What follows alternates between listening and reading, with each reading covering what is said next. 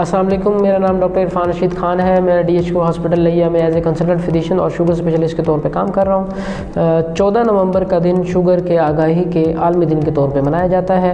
اگلے چند منٹ میں آپ سے شوگر کے متعلق کچھ بات کروں گا۔ ناظرین، شوگر کا مرض پوری دنیا میں انتہائی تیزی سے پھیل رہا ہے۔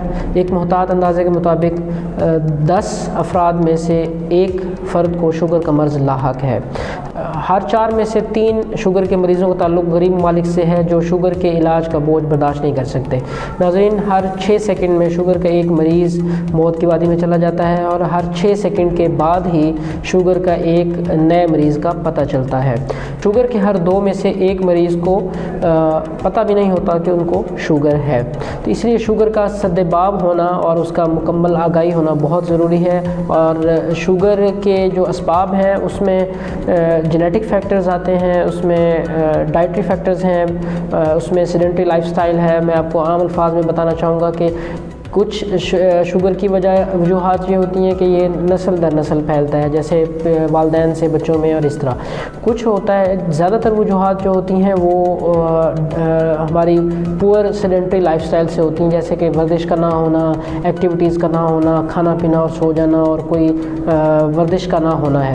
ساتھ ہی نامناسب غذا کا استعمال بھی شوگر کی کازیٹیو فیکٹرز میں آتا ہے، جیسے جنک فوڈز کا استعمال، جیسے لوگ پیزاز، برگرز اور اس طرح کی چیزیں، چٹپٹی چیزیں اور بہت زیادہ استعمال کرتے ہیں، تو وہ چکنائی کا استعمال بہت زیادہ ہے ہمارے ہاں، تو اس وجہ سے شوگر کا جو مرض ہے وہ بھی بڑھنے کی وجہ ایک ان میں سے یہ بھی ہے۔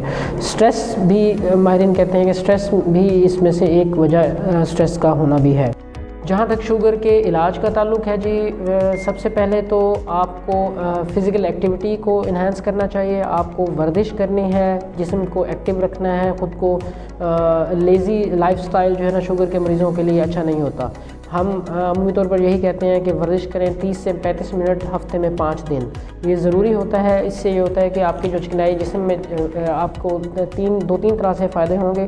ایک تو آپ کا موٹاپا کم ہوگا، دوسرا آپ کا بلڈ پریشر بھی کنٹرول رہے گا، تیسرا آپ کا شوگر، اگر آپ کو رسک فیکٹرز ہیں، اگر آپ کے چانسز ہیں شوگر ہونے کے اور آپ ورزش کرتے ہیں تو شوگر ہونے کے چانسز منیمائز ہوتے جائیں گے، اور مطلب آپ اس کو پوسٹ پون کر سکتے ہیں۔ جو عنقریب شوگر ہونی ہوتی ہے وہ آپ ورزش سے آپ اس کو پوسٹ پون کر سکتے ہیں، پرولونگ کر سکتے ہیں۔ دوسرا یہ تو آپ کی رکاوٹی چیزیں ہوں گی، جیسے آپ ورزش کر سکتے ہیں، میٹھے کا پرہیز ہے، چکنائی کا پرہیز ہے، اس سے آپ کو کوئی دوائی لینے کی ضرورت نہیں ہوگی۔